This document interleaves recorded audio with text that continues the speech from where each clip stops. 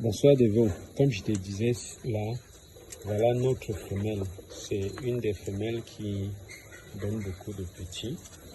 Elle a fait 10 petits. Les petits là ont déjà au-dessus de 5 jours. Et je vais essayer de regarder. On essaie de peser un là pour voir le poids. 925 grammes. Non, 925 grammes pour les lapins qui sont autour de 37-38 jours. J'ai dit la portée était grande parce qu'ils sont 10. Voilà la maman.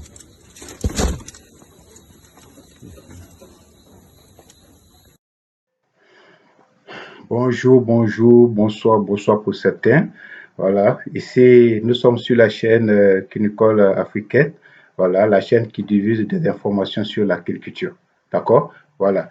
Chers amis, vous venez de suivre une vidéo dans laquelle vous avez vu des lapéros, d'accord? Des lapéros hybrides. Hybrides parce que ce sont des pièces 119, voilà, qui ont été accouplés par les mâles ILA. D'accord? Et au bout de 30 et quelques jours, 35 jours, près de 40 jours tout au plus, ils sont déjà à 950 grammes. Ils sont déjà à 950 grammes. Et si vous avez remarqué sur cette vidéo, vous avez remarqué que les cailles sont à moitié bambou de Chine, sinon en grande partie en bambou de Chine et avec quelques grillages. Donc, disons à 80% bambou de Chine et 20% du grillage. D'accord? Voilà. Et nous allons parler de cette vidéo, les sujets que vous avez de cette vidéo. Comment sont nourris ces lapins-là? Comment sont nourris ces lapins? Ces lapins sont nourris par des granulés fabriqués par la ferme elle-même. Donc, ce qui veut dire, je reviens sur une ancienne vidéo où j'avais dit, où je vous avais dit qu'au bout de tout au plus 5 et plus, jusqu'à 10 ans tout au plus, ces maisons qui nous ont fait du tort, ces maisons de fabrication d'aliments qui nous ont fait du tort, vont plus avoir de clients. Je le dis et je le répète. Ces maisons de fabrication d'aliments dans nos différents pays, ou bien pour plus de choses en Côte d'Ivoire, n'auront plus de clients. Pourquoi?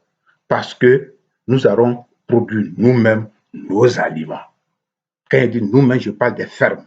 Donc, on n'ira plus acheter des aliments dans des magasins par-ci, par-là, où ils vont nous dire non, il n'y a pas d'aliments un mois. Depuis décembre jusqu'au jour d'aujourd'hui, pas d'aliments.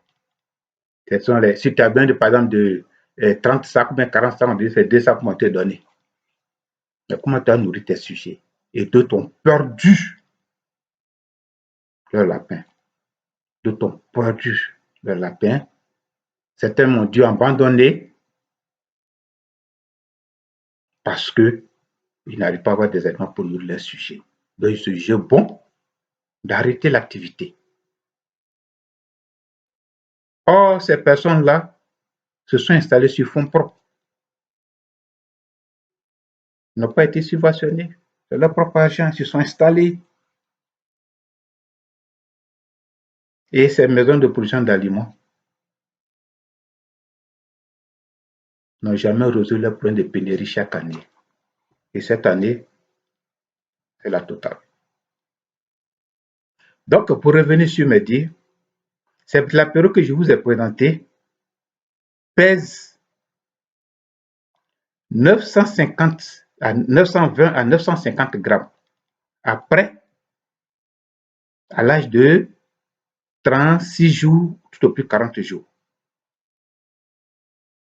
Des hybrides, des PS119 accouplés par ILA et I plus d'ici. Et voilà ce que ça donne comme résultat. Et après 35 à 40 jours, ils sont à 950, à 920, à 950 grammes. Tu vois un peu? C'est vite que c'est possible.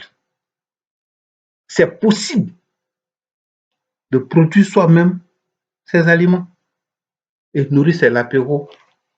Juste, comment vous allez vous arranger, quels sont les éléments que vous allez utiliser, comment, j'ai dit, ne vous mystifiez pas, démystifiez qu'on appelle la production des aliments de lapin.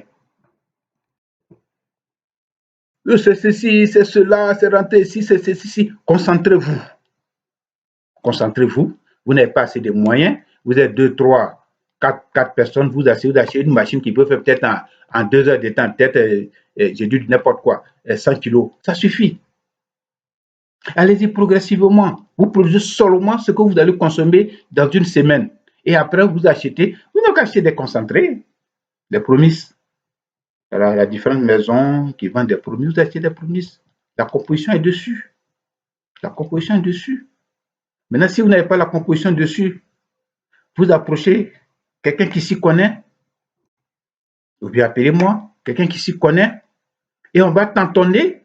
Voilà, on va tâtonner, réunir les éléments qu'il faut, d'accord, et produire vos aliments en petite quantité d'abord. Vous allez faire l'essai sur 1 mois, 2 mois, 3 mois, 4 mois, et les différents sujets vont consommer ça, et puis on va voir comment il faut améliorer.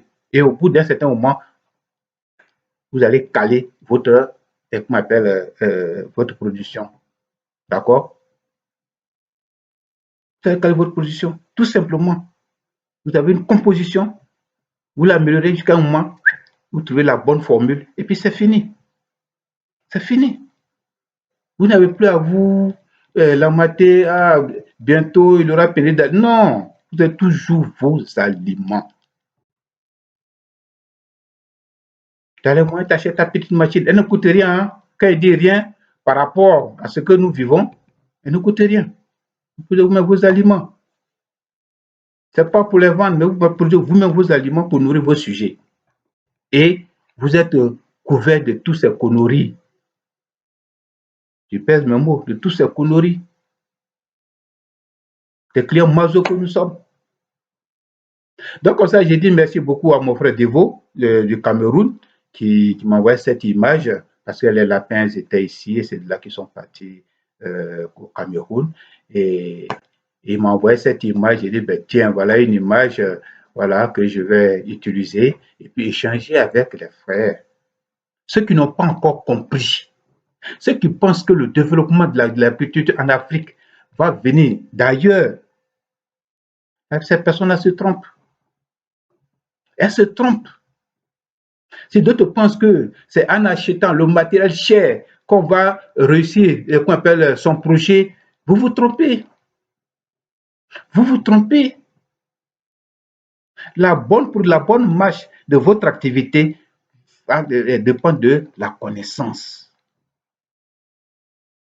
Ne dépendez pas de quelqu'un, que ce soit en production alimentaire, que ce soit...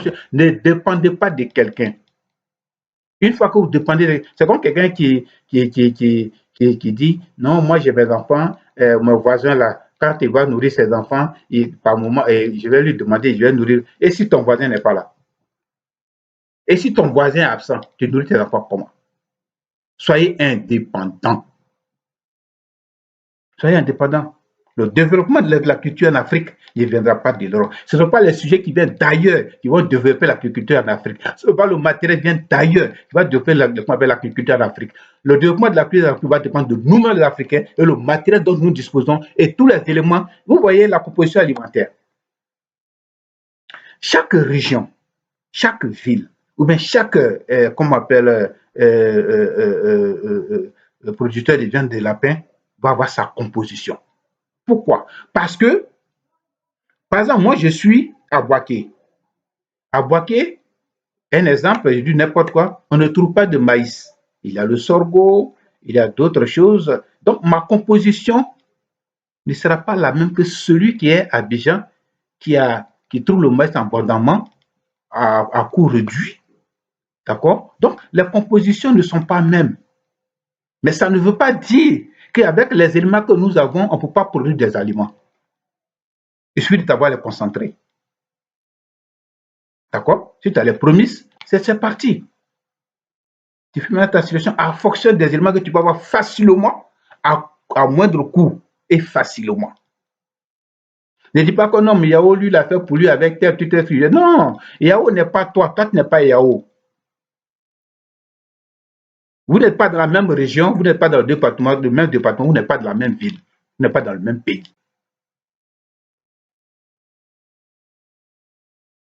Je dis bien, toutes les femmes doivent être indépendantes.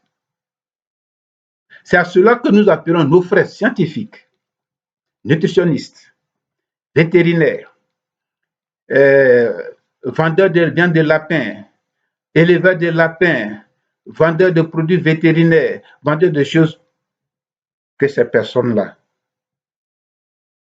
organisent des séminaires pour pouvoir parler des différents paramètres que viennent citer à ceux qui mettent cette activité-là, pour qu'ils comprennent que le développement de l'agriculture chez nous va dépendre de chez nous et viendra de chez nous, avec des éléments que nous avons sur place. Améliorer les races de chez nous qu'on appelle la race locale, la savate, le savate, pour pouvoir, si vous voyez bien, pour pouvoir bien améliorer cette race-là pour qu'elle soit encore plus rentable que, que certains de nos lapins. D'accord? Donc, nous comptons sur vous, vous les Africains, afin qu'on puisse développer l'agriculture en Afrique. Donc, vous voyez un peu, c'est l'apéro hybride qui perd déjà à partir de 35 à 40 jours 940 grammes, près d'1 kilo. D'accord? Vous voyez que, mais ils ne sont pas nourris aux granulés venant d'ailleurs. Ils ne sont pas nourris fabriqués par nos maisons d'ici, mais par le monsieur, qu'on appelle l'éleveur de lapin lui-même. Ce qui veut dire qu'on peut y arriver. D'accord? On peut y arriver si on se serre les coudes. On peut y arriver si on veut vraiment le développement de cette activité en Afrique. Chers parents, chers éleveurs de lapins, je vous dis merci beaucoup merci beaucoup pour tout ce que vous faites pour moi. Merci beaucoup pour tout ce que vous faites pour l'activité cunicole en Afrique. Merci beaucoup pour votre développement. Merci beaucoup pour tout ce que vous faites pour l'activité cunicole en Afrique. D'accord? Merci beaucoup. Bonne journée chez vous. Et tous ceux qui vont besoin pour me joindre au 07 57 65 28 59, au 05 64 83 58. Pour tous ceux qui veulent poser leurs préoccupations, vous pouvez poser dans les commentaires, vous pouvez m'appeler directement et comme ça nous pourrons échanger sur vos préoccupations. D'accord? Merci beaucoup et bonne journée chez vous.